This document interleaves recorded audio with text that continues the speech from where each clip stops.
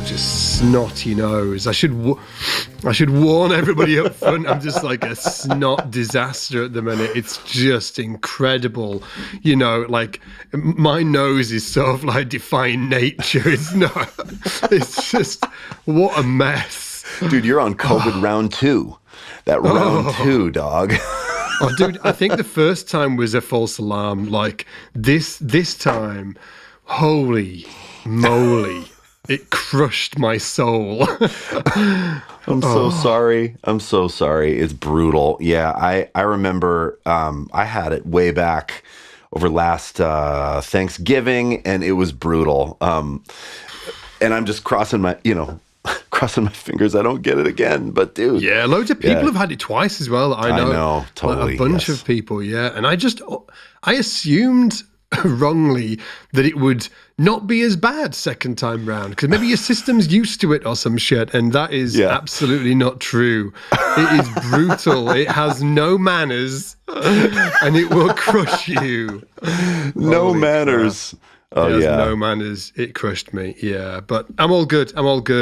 And I survived the. Ian and I were just joking earlier about my YouTube adventure, like for reasons that we won't go into, just because it's a rabbit hole. I decided to do 7 days of YouTube videos, and couldn't believe it. Yeah, and in amongst doing that, I got COVID. So at one point, I was just telling Ian, I was like, I'm not feeling great. My wife was like, you've been working 17-hour days. You're probably not going to be feeling great. And I'm like, I think it might be something else. I'm not sure. And then, I tested positive. And then after that, and actually it was really fun. There was one day where I felt horrendous and I couldn't work out whether it was the COVID or just a big spoonful of stress and overwork. I was like, is it the COVID that's making me feel bad, or is it just sort of like that I've been like, overworking too much? So it was, Anyway, it's good for me. It's character building. I was a week off of SBL because I was on a tour, and I just started to see that Scott was posting YouTube videos every day. And I was like, what is happening?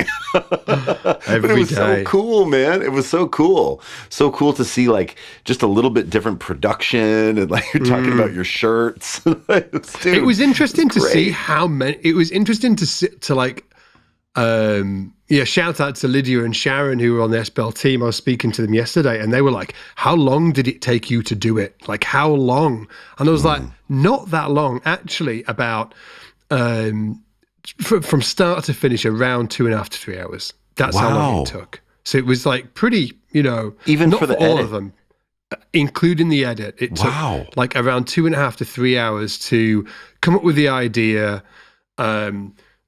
record it, edit it, and then also do a thumbnail for it, because I did all the thumbnails as well. I did like everything. So just like about 3 hours. Yeah. You need to teach a course on YouTube content creation, like one-man show. Just like, I love, dude, you've got this huge team and you decided to just go rogue for a week and do everything yourself and just blow the model wide open. And now we're all going like, whoa, I got to step up my game, dude. I got to step it up. It's so awesome. Funny. It's very cool, good. Man. It was good, man. I enjoyed it. Anyway, today we're talking about soloing, and this is kind of linked with your tour that you've been on, isn't it? That you've just been doing a tour with Eric Hutchinson, and you've been soloing. Yeah.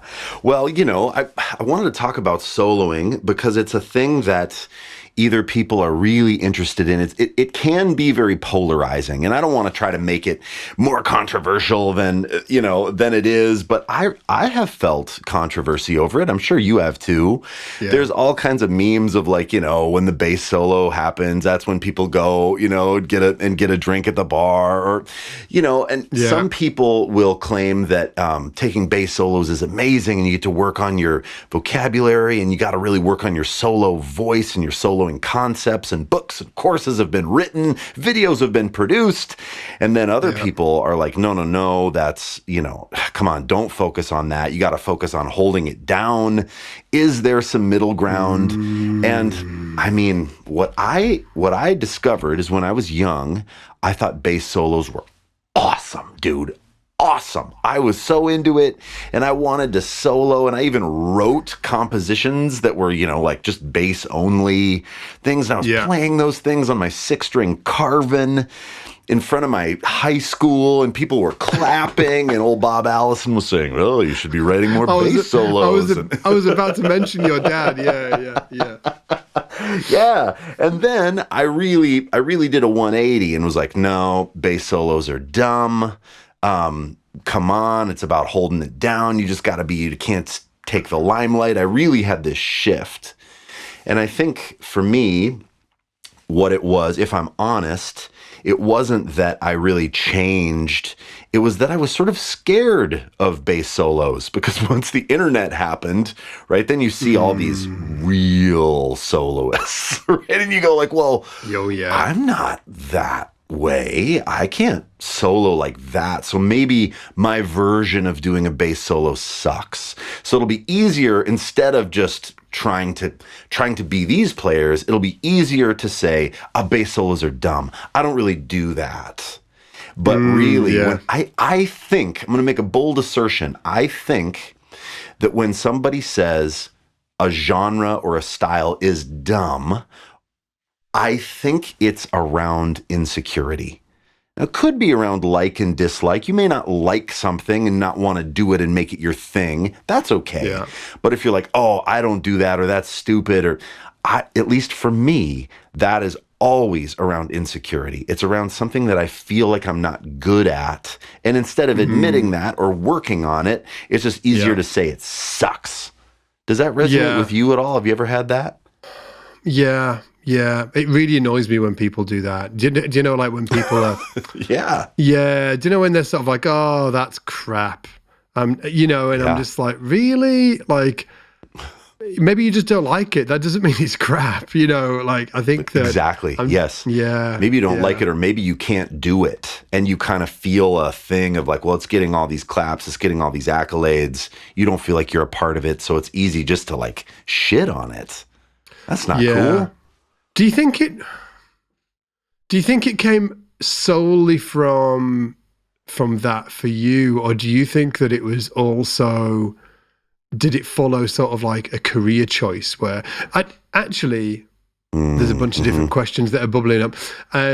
Was it because it didn't maybe like align with where you thought your career was going to go, or did Absolutely. Did it also align somewhat in that maybe you matured as a musician and because my experience of bass soloing is probably working on it too much and ignoring a bunch of other stuff that I should also be focusing on, and I think that for me, when I realized that I was doing that and I should be really focused on actual bass playing and groove and time and rhythm and, and actually how to be a great bass player, that thing that we do 95% of the time, 99% of the time. When I realized that, I maybe shifted a little bit away from soloing so much. Was that like something you did as well? So was it sort of like was it aligned with sort of like where you were as a career, in your career, but also was it maybe aligned with what you were focused on at the time?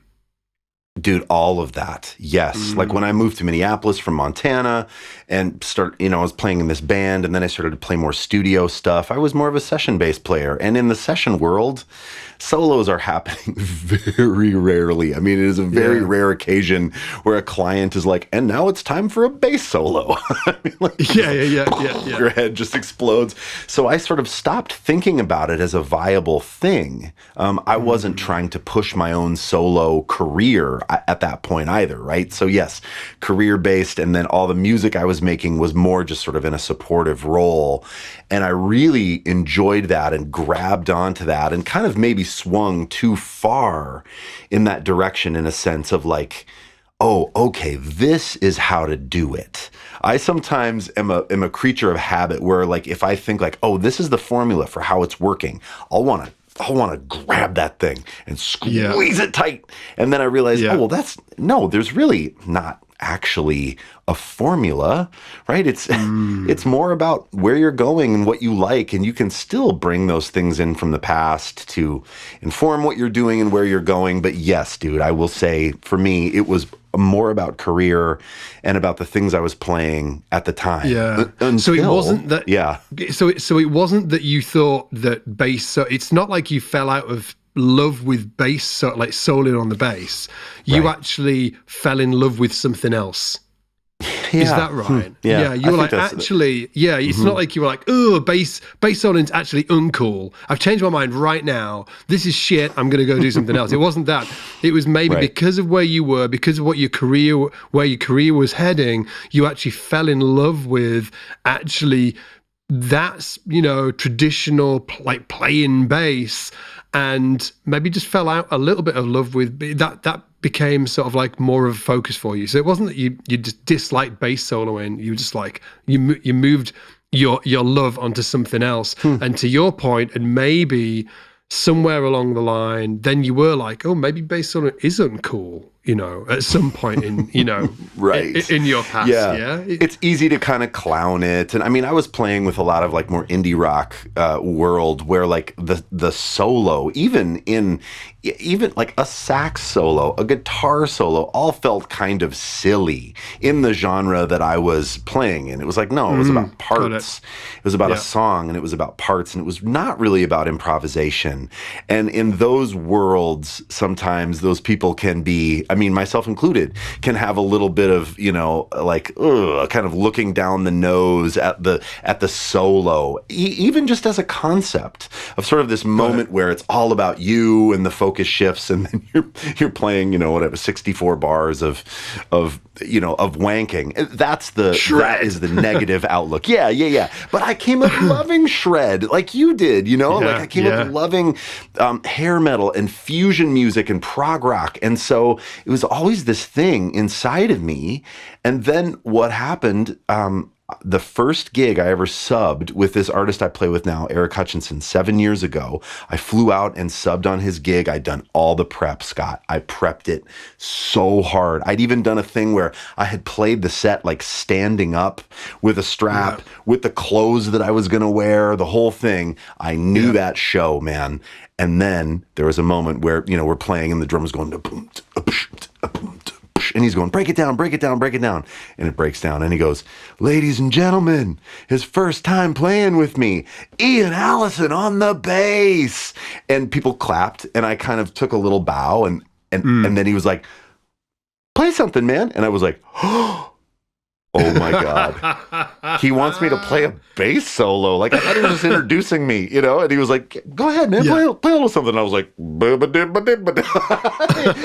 I hadn't worked on it, and what I discovered, and whatever, the thing I played was fine.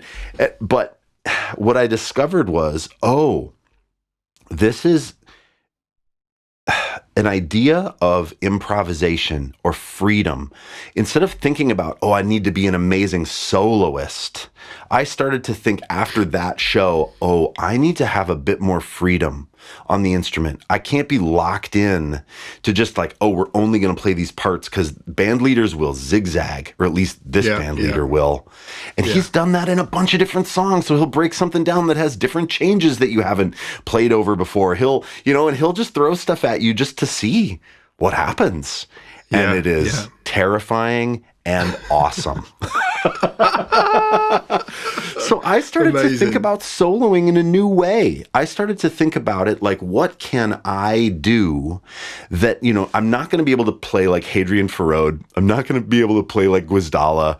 The divine bass solo spirit is not going to wash over me. And I'm probably also not going to spend 5 hours a day really trying to catch up. So for me, it was more around, what can I do? Well, I can groove. I can play a handful of notes. I can play some sounds. I can build an arc. I can start out and go, a-boo-doo, a-boo-da-boom, let a bar go by. A-boo-doo, a-bee-doo, make a variation, get people kind of grooving, connect with an audience, but just make it something that you can do. That took me a long time to figure out versus like, a bass solo. Now I need to play like Scott Divine. A bass solo. Now I need to play like Billy Sheehan. No, you have to play like you. And finding out what that is sometimes requires those moments of anxiety, of you dangling over the ledge. Yeah, you know? Yeah, absolutely, yeah. Yeah, man. I mean, so I discovered that was really beneficial. And then when we ended up starting to go out as a 3-piece in this band, so the tour that I just went on, he would say to me, I want you to take all the solos. So there'd be written solos, right? That I would step out, kick on a fuzz, and play like a guitar solo on the bass, or I'd have, different sounds that I would use. So wicked. Yeah. It's so fun. And it gave me because now that's part of the thing that I do for him, it is integrated into what I do and how I prepare and how I practice. And then I'll look at songs and think, he might break this one down. What would be a loose idea of what I could play in an improv moment over this? Okay, yeah. But I've stopped thinking about solos as like, okay, I just need to play this crazy thing, and sort of think about it more as melodies and grooves. What if you could what if you just play the bass line still over the drum groove? Okay, everybody can probably do that. Then what if it varies a little bit? What's the first variation you would throw in? Instead of, oh my God, what's the Lydian dominant mode again? Yeah. It's really interesting, isn't it? Because you're absolutely right that it's so easy to fall into that specific trap of like, yes, dude, Lydian dominant, and that, because that is a thing. Like it definitely, of course, it is a thing. I've been down that rabbit hole, but I think that, to your point, it doesn't need to be that. I think that there's more options available to people. And I will say too, for me, just everybody that's listening, this is rock and roll music. This is like soul, pop, R&B music. This is not jazz. We're not playing through modulating 2-5-1 progressions. I'm not using jazz vocabulary. But if you are using jazz vocabulary, it might be a slightly different headspace, right? And that's something that maybe you could speak to, of like, over the years, how important to you has been developing your solo language, and how dude, is bad. It's been really important. I was so geeky about it, man. Yes, but what I've seen in you, and maybe you could talk about this a little bit, is because I see that in your playing, and then that manifests into you trying things, a freedom on the instrument that seems really powerful, and also that stuff seeps into your bassline creation as well. Like when you're playing a groove, you then will use things from that language in your lines, and it creates your sound, right? We are what we eat, and I feel like you've worked on that stuff a lot, and it is part of like how you just play the bass now. Is that right? Yeah, for sure. Like, yeah, man, like I've spent a lot of time working on like soloing. So like, honestly, like hundreds, like probably thousands and thousands of hours. And I've loved every single fucking minute of it. I'm just sort of like being super into it as a kid. I was like, the reason I picked up a bass actually was nothing to do with the bass line. It was to do with the solo. Schoolie? Was it Schoolie's Farrison? Yeah, it was Schoolie's Farrison. And I heard this solo on an Alan Holdsworth track called what is it called? Low stakes? Let me just... High stakes, low... Oh, yeah. You told me... I mean, something like that. You mentioned this in a very early podcast episode, and I'm ashamed to say that I didn't go devour it, but I need to do that okay. still. It's low levels, high stakes. That's it. Yes. And I heard the bass solo on that, and it was like the best thing I'd ever heard in my life. It was like, what is that? And he was doing something. Not only is he monstrously talented, and he's got this. It doesn't even, to call it a bass solo is kind of an insult to the piece itself, like to the solo itself. What he does is, it's just sort of like this beautiful thing that he does, that he plays over these chords. This is Schooley, but his approach to harmony is something I'd never heard before. He was like playing out like Alan Holdsworth played out, and I'd never heard that somebody do like that before. I've spoken to Hadrian Thoreau before about that solo, and we were like two giddy kids. We were like, "Oh my god, it's so good!" I was like, what did you think when you first heard it? And Hadrian was like, "Oh man," you're like, "I was, oh, me too." Like, you know. We might have even hugged. I'm not sure, but it was like it was a real moment in history for me. I can remember where I was when I heard it. I can remember the room. I can remember like the smell. I was like, wow, and I was like, oh, I need to play bass. I need to play bass like that. Yeah, and so I kind of got into bass through soloing, and then through that, you know, found out about Gary Willis and Elaine Caron, all the heroes. Yeah, Jaco Pastorius, obviously, those guys. So I just went deep into that. I was just sort of like shedding that stuff. It's what captured you. It's what you genuinely loved it. Yeah, contrast that with the first bass line that I fell in love with was Bobby Dahl playing Poison's Unskinny Bop, just on an A, more like this. Yes. And I was like, that is the coolest. So, amazing. You know, even though we've had these intersections, and, you know, like I had my time in like prog rock and in, you know, in fusion, that to me is what I was like, oh, I need to play bass like that. Got it. Yeah. It's interesting because it really does influence everything, doesn't it? I think that sort of like your initial, you know, what you were into initially, your initial sort of like, exposure to whatever the music is, it's definitely going to reflect itself in your development and how you progress as a musician. And I think to your point, it has really seeped into my bass playing as well, specifically harmony. Like I'm a massive harmony nerd.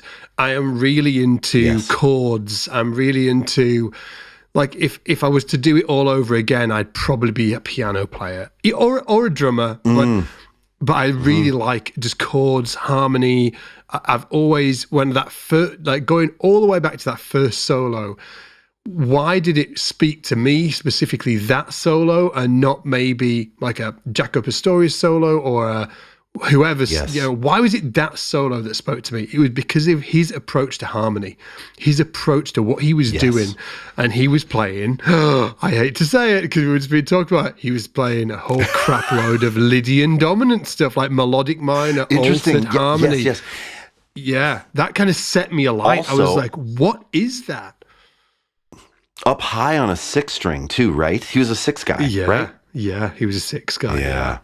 Yeah. Oh, so and I went deep. And then in terms of like how I learned that stuff as well, for the most part, I just learned their lines. You know, if somebody was like, how do you learn how to solo? I was like, well, I listened to all of the best people that were doing it, and then I learned their solos. So I could learn their vocabulary and their approach. And the really key important piece to it is that I worked out what the chords were, what they were playing over. So if Schooley was playing something, I learned the line, but I also figured out, okay, what was the chord he was applying it over? Because if I understood that, then next time somebody played, like a minor chord, I'm like, oh, I can use that thing that Schooley does, or my version of it. It gave me understanding the harmony, understanding the chords, gave me the context, and man. And then I try and also use that harmonic approach in my bass lines as well. I'm sort of like, you know, always sneaking in Lydian dominant stuff and altered stuff all over the place because I kind of like that chromatic approach to things. And you know, I went into a real theory rabbit hole and got so excited about modes and chord tones and arpeggios to a point where, like, when I started to dig into harmonic, melodic minor, augmented, and diminished, it's where I sort of tuned out because I wasn't listening actively to music that employed those sounds. You know, when I was going through all the diatonic modes and even, you know, major 7 chords, minor 7 chords, even, half diminished chords, like, a flat 5. I heard those things in blues, in rock and roll, in hip hop and electronic music, in the R&B that I liked, in the metal that I liked. But then when it went past that, I struggled to be excited about augmented, diminished, whole tone, right? Like melodic minor and harmonic minor. And I kind of stopped. It's because that's where my listening stopped. So you talk about Schoolie and being so excited. I wonder if that's because, you're hearing that music. It's so cool. He's playing out. Like when Scott says, playing out. For those of you that don't know, that's just playing something that isn't inside of the key. But there is a wide range of ways to do that. There's ways to do it that sound terrible and sound out of tune and out of key. But then there are ways to do it that sound intriguing, that pull you in, because then he'll target back in and land the plane. So the plane is like, whoa, we're out. But then suddenly he'll grab a note at the end and target and land again. And that is such an art. I think really for me, yes. And I think when I got excited about soloing, it was because of Willie Weeks. That Willie Weeks solo on the Donny Hathaway live record. Do you know that solo, Scott? Have you checked that out? Yes. Hell yeah, dude. And that is dude, it's so good. And it's so different than Schoolie. I'm imagining, because after this, I'm going to go listen to that Schoolie solo. Oh, it's completely different. There's no jazz vocabulary. Yes. And to me, it felt approachable. Like when somebody said to me, I wish I could remember who said, "Oh, you need to go listen to, Willie Weeks play this Donny Hathaway." What's the track called, dude? It's called Everything Is Everything. I think it's either the last or second to the last tune on the Donny Hathaway live record. And everyone in the band gets to take a solo. It's like at the end of the show. I'm imagining anyway. It's at the end of the show. And Willie's solo is mind-boggling. And not because of all the language he knows, but it's because of how he builds it over time. And what it did to me is I said, oh, I can build something over time, because rhythm has been super important to me, groove, feel, whatever. And I could play a few notes and then wait. Yeah. And I can play that same thing again and wait. Then I can add a note or two to it and wait. And boy, that has become my model for building a solo, especially in a rock or funk context where there's not incredibly intense changes. That's where I'm like, I raise my hand, like the white flag comes out, and I'm like, is Scott Devine in the house? like, is there a bass player in the house that could, can I just hand you my, but if it's one chord or if it's a simple diatonic thing, I get a lot of confidence and thrill actually out of like, how can I keep a room or the stage or both engaged in what I'm doing? If I go a boom, boom, boom, boom, a boom, boom, a boom, bam, and then let some time go by, people are like, oh, okay, what's he going to do now? That's what I love that very much. But it's mostly, a real skill. Yes. Yeah, I think it is too. And I think it's mostly pentatonic language, but it's more about having a conversation and leaving space. Like when you don't play, and then when you take that risk to go up high and finish the solo, right, and fall back down into the groove. Boy, that song for me. So everybody needs to go listen to Schoolie's Farrison. What's it called? Low levels, high stakes. Yes.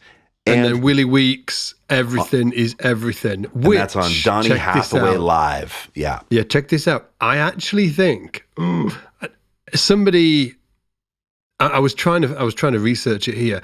I think that is actually several bass solos spliced together. You're kidding. No. Dude, you're blowing my mind right now. I know. I'm trying to find it. I'm sure it's online and somebody actually speaks about it. It was actually, I think it's 2 or 3 different bass solos all spliced together. Really? Yeah. I think.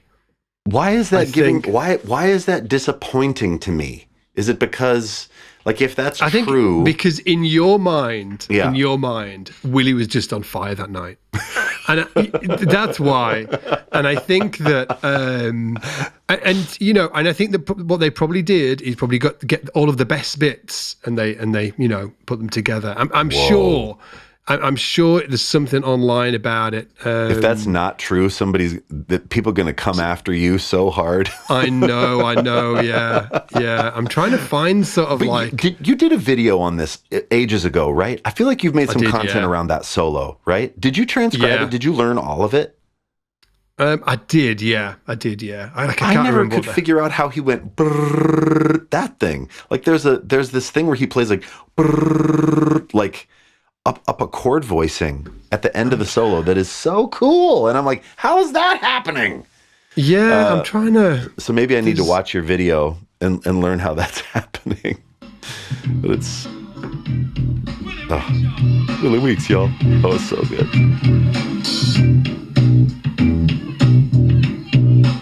Rhythmic variation. So good. Yes.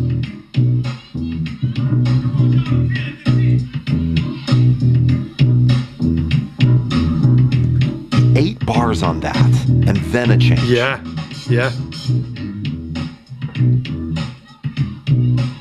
Oh, that's so sick, dude.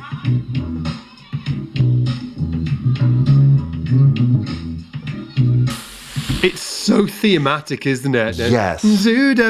Oh, it's just so cool. Beautiful choices. Oh, I don't even care if it was spliced together. He played all of it at some point. Yeah, right? exactly. Yeah, exactly. Yes. And I could be lying. Yeah, I could be lying. You know, I think that I'm trying to find it on here. But yeah, somebody else do the research and find out. But I think that I'm sure a friend, and he was sort of like this dude I know, and he's sort of like, do you know one of them guys that sort of like has this incredibly geeky knowledge about all of this geeky shit and is incredibly proud of it? He's one of them guys. Right? He told me this, and he's such a massive like Donny Hathaway fan, huge Willie Weeks fan. He was a bass player, so I think I imagine he's right because he's like that kind of dude who knows this kind of shit. So. But yeah, it's just incredible. But I think that it is really hard. It's a real art to be able to do that, like one chord thing, keep the groove going at the same time, not let the vibe die. A friend of mine, a sax player, he openly says that he said he hates soloing over one chord. Oh, right. He's like, because he's like, I'm out of ideas. Like after like 30 seconds, I'm like, he's got like a real respect for players that can continually be creative over one chord in thematic ways or whatever approaches that they do. And my friend, he's like, oh, give me a jazz standard anytime. Of course, he said, because I'm just going to play the changes, man. He said, he said like just a C of E. Like, what the fuck am I going to do with that? So yeah, so whereas like, so he's the opposite of you. So and I think that. I don't think one's harder than the other. I think that both of them have their individual challenges. Totally right. Yeah, and I think both are really, really great as well. Is there any, so that solo for you, Willie Weeks, is there any soloists in, I guess sort of like, who are your favorite soloists? Just let's go there. In all styles, who kind of sort of like speaks to you? Just so people can like go and do some research and find these people. Jeez, dude, you're asking me that, and now I'm drawing this. You start, and then do you want me to start? Oh, I do because I'm like, yeah. Have I got any? Yeah. Hell yeah. Who are your favorites?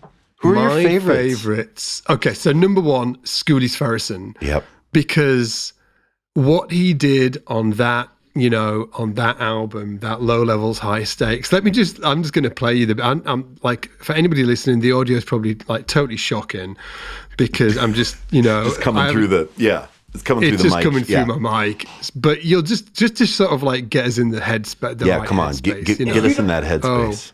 That's an ad. Somebody's trying to sell me some shit. Baby. At least it's not my ad. There's nothing worse than seeing your own ads on YouTube. It's sort of like, yeah. Right, here we go. I see a lot of those ads. Yeah. Oh my word. Check this out. Check it out. I'm ready.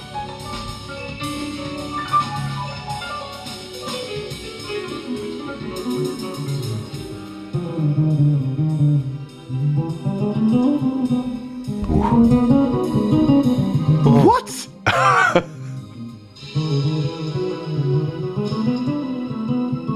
This bit. Oh, yeah. So, like phrase Guy's a freak show. and lovely dynamic, like the arc to that last thing you played.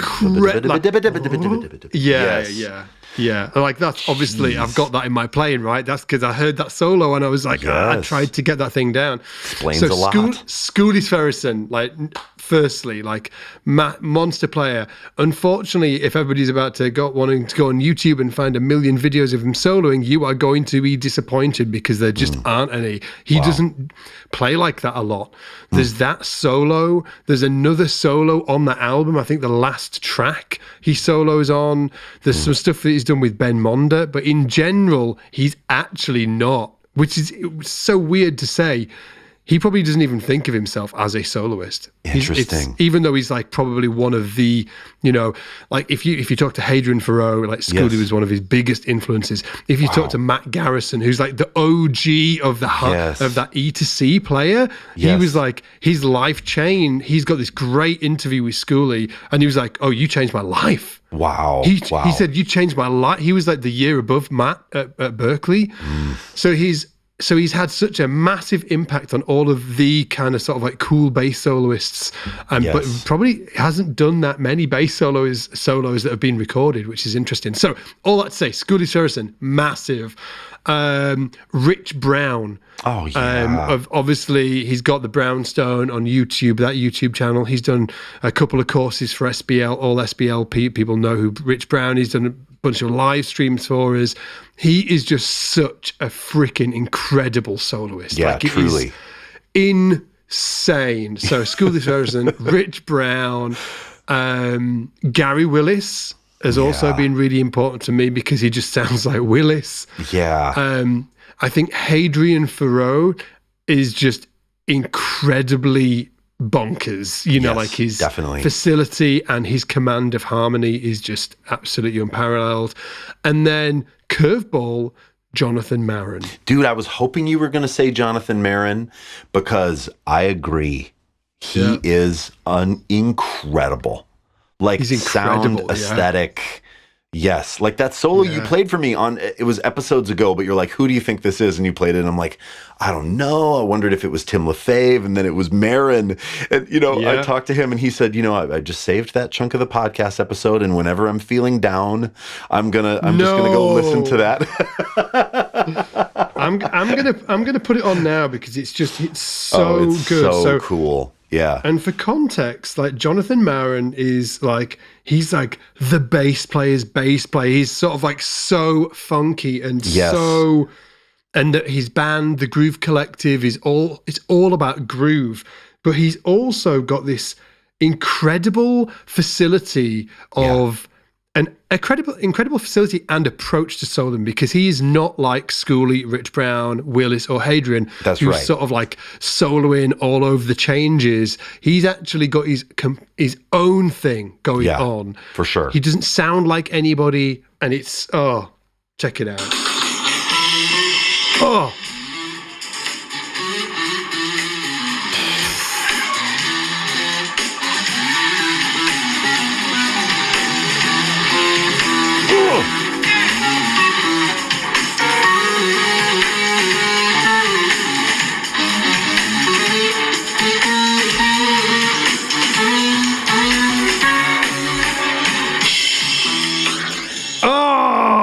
And it's so weird. It's so confusing to me because it's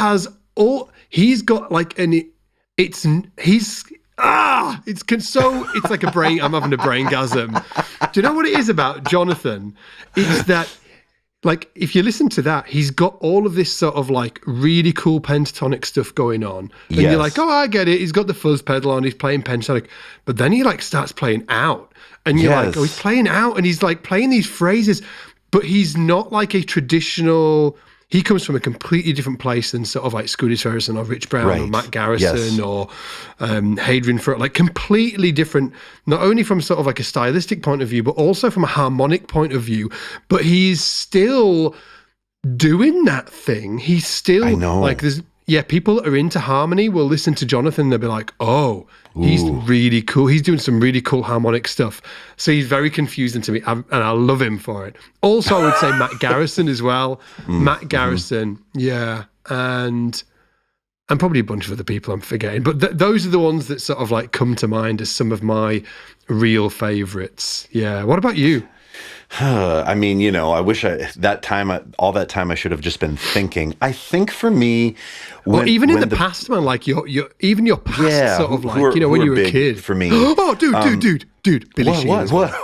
Billy Sheehan, dude. I forgot to mention Billy Sheehan. Dude, like, you freaked. I thought a spider had crawled up your shirt. Are you worse than that, dude? Worse than that. I forgot Billy Sheehan.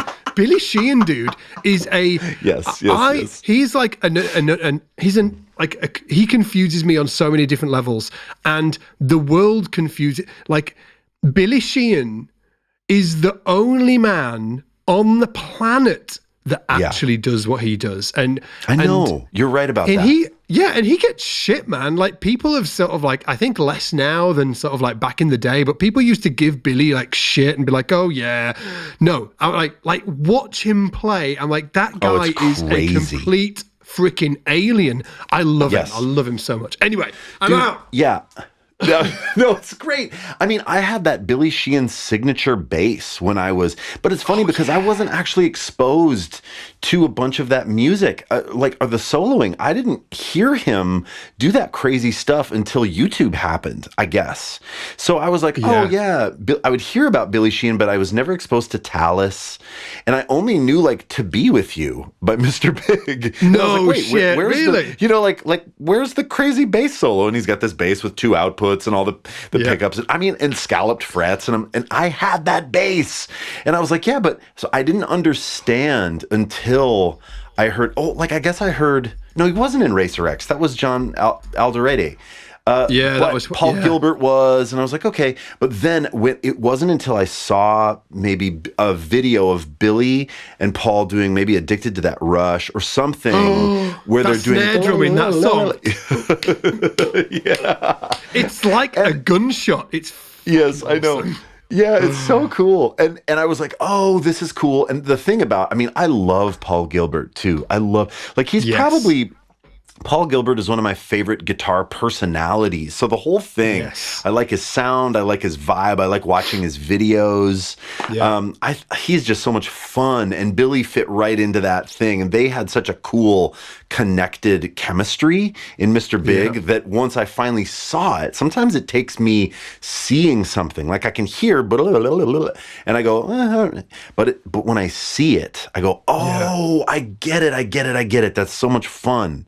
I don't know, man. My solo favorites are sort of like the underdogs, I guess. I think I was always really inspired by Michelle Indegio cello. And again, she didn't take a bunch of solos on record, but she took some solos live, or like how she would start tunes. Holy moly, man. Like just really great, just always groove based, always just so funky and pocketed, and like stepping out in, to me, what felt like really honest, cool ways that were about the song and less about her just like going ham. And I think that's what I've come to really love, is soloists that are still kind of connected in a sense to the song or the composition and aren't just showing me chops. Okay, another one that I love is Steve Swallow. I think like when Steve Swallow plays solos, he plays these melodies and it's so beautiful. And I don't feel like, well, it's time to go grab a snack. I feel really connected to his solos. We need to figure out how to play music with better audio in the middle of these. Because when you, like, I need to play this. I need to play this, like, Steve Swallow thing. Hang on. Yeah. You'll have seen this. I think we can figure it out. Yeah, we should figure it out for next time, right? Check it out. Oh. Beautiful. Oh, feel.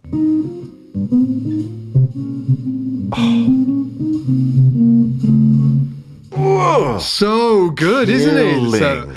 Yeah, that's Steve Swallow. That's on YouTube if anybody wants to see it. And then just because we should, I just wanted to just give props to this snare drum.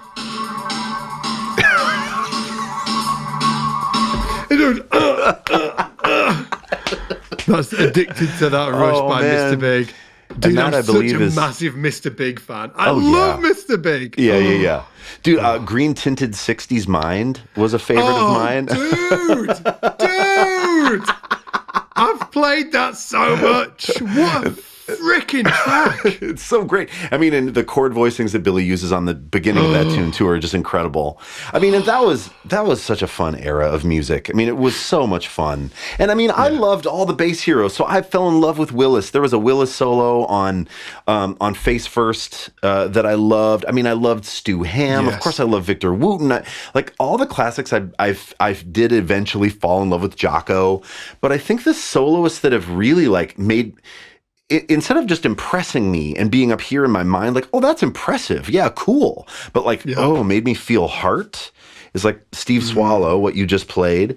That Willie Weeks solo is so funky. Michelle, and somebody else modern that comes to mind, and it's not so much solo, but it's duo music, is Andres Rot Mostrovsky. Oh yeah. Like when you had him in and he played that thing with Magda, I've probably brought this up on too many podcast episodes, but the thing that he played with Magda, I believe is that right? Magda? Yeah. He is unreal. Just his groove, his sense of chord voicing, what he chooses to play in terms of melody, and he's not really playing a bass solo, but he's doing the whole thing on the bass guitar. And I don't know, man. I struggle saying, like, I don't love all of the like modern fusion soloists. Like they just don't connect to me musically. I feel it here, but I don't feel it in my heart.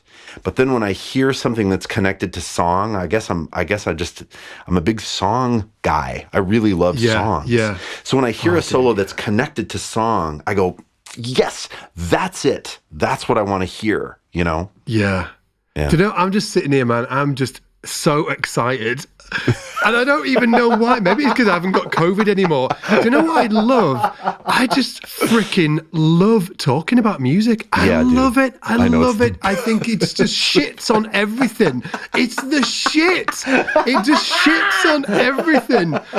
Like people don't know it, but just before this podcast, we hit record, I was like, dude, you need to check this song out. I was like, it's fucking awesome. I was like, and the visual aesthetic of the thing, like, I was like, it's amazing. Yes. And I'm just so excited about it. And I'm so excited about Steve Swallow here. And I'm excited about Mr. Big. And I'm just so excited to be able to do this as a job. Yes, I know. This is so fucking funny.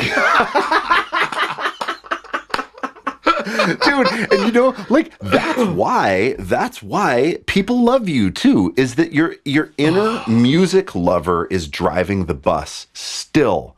I mean, yes, you're building business. Yes, you're trying to figure out how the YouTube algorithm works. But at the end of it all, dude, you want to listen to music. You want to be hipped to music. You want to talk about it. You want to dig in. You want to learn stuff. You want to watch music videos. And that's why we're doing this. Because the music lover is driving the bus. A tweetable statement from today.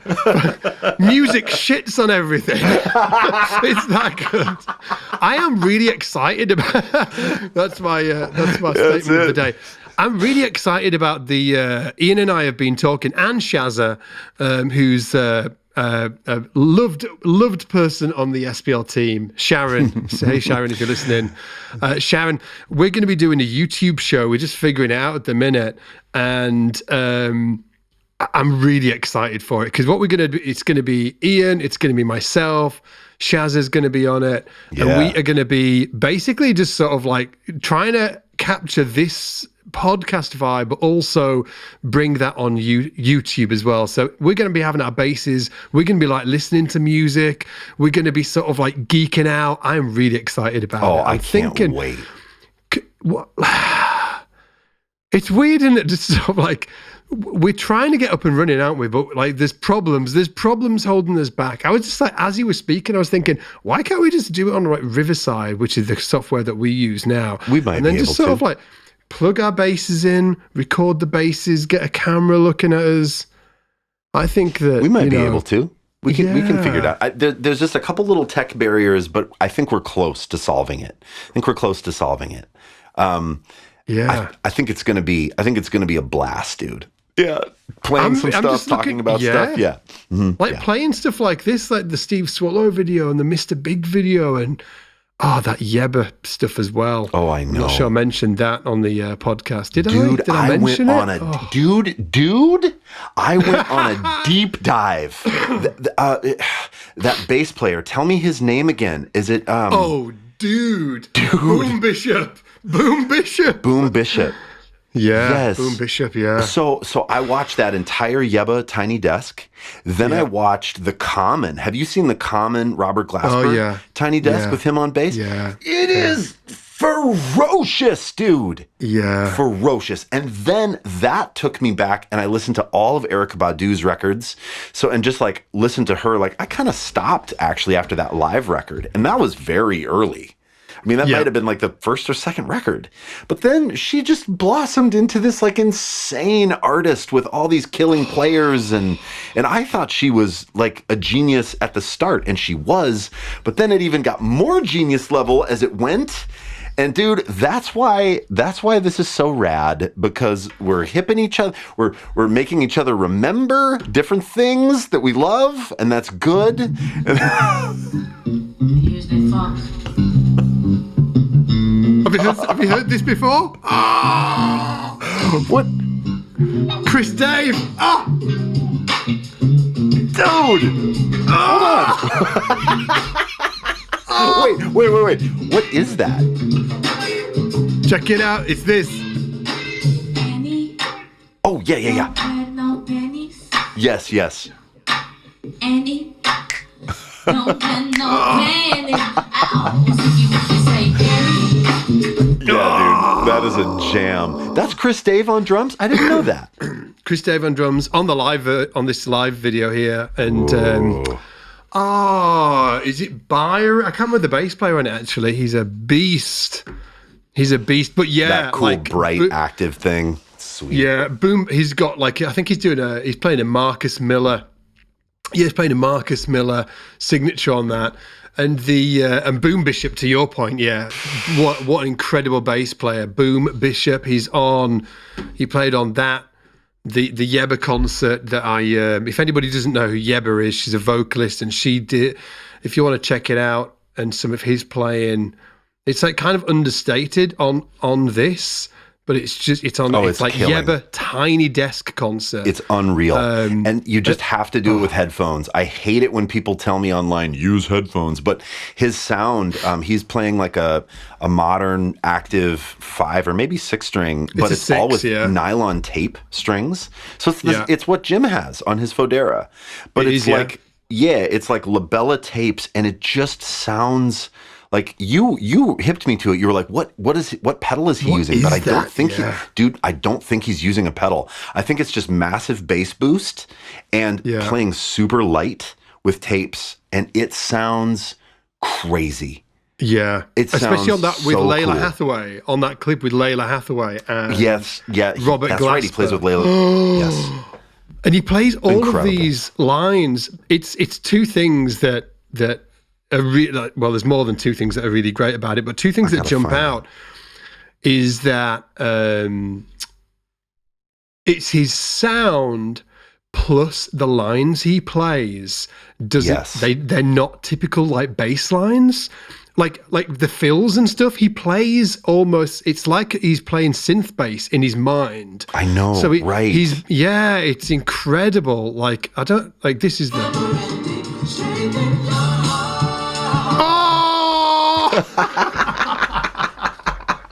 That is a great moment. Yeah, and that's on that's the Layla Hathaway. That's Yebba. That one. That's Yebba. Yeah. Yeah, that Layla Hathaway and go follow Boom Bishop. It's Boom Boom Bishop Bishop on Insta. His name is Bernice, and I think I'm saying that Bernice correctly. Edwards, right? Bernice Earl Earl the second. Bernice Earl the second, and he is a bad man. I mean, He is. just killing. And it made me want to buy all that gear. You know, like when you hear a sound and a bass player doing a thing and you're like, oh, well, I've been doing it wrong all these years. Who knew? Yeah, I need to go buy all of this new gear. Yep. I'm throwing it all away. Like all this stuff just whooshed out. And I just need to buy this thing and I'll sound just like that. And I mean, what a gift to have somebody like that show up in your life, you know, and just make you question and make you grow. I mean, man, Yeah, Bernice, music we love shits you, on dude. everything. Maybe that should be the tagline of this podcast. The Ian and Scott Show. Music shits on everything. It's the Dude, greatest. It is, isn't it? Dude, I'm going to have to bounce because I'm doing a live stream in 12 minutes to the Academy folks. Incredible. And Incredible. Jim will be waiting for me behind the scenes. So, guys, thanks so much for watching and coming on this this adventure today with Ian and I. It's been a blast as always, man. Last thing I want to say is if you don't solo and you think, oh, bass solos are dumb, I challenge you to listen to some things, to think about how you could get into that it would sound like you. You don't have to be Farode. You don't have to be Yannick. You don't have to be Wooten.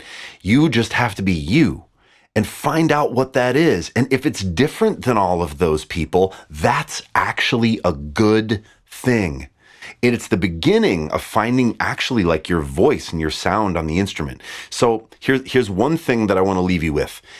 If you made a solo bass record, what would the first track sound like? That's your next practice assignment. What's track one? This is actually from Steve Gould. He would tell students this. What does track one on your solo record sound like? Play it. Go. That's what I want to hear. Wow. I freaking love Steve. What a dude. dude. We'll have to get Steve on the podcast. Oh, it'd be anyway, great. dudes, thanks so much for listening. We will see you next time. Goodbye. Cheers, everybody.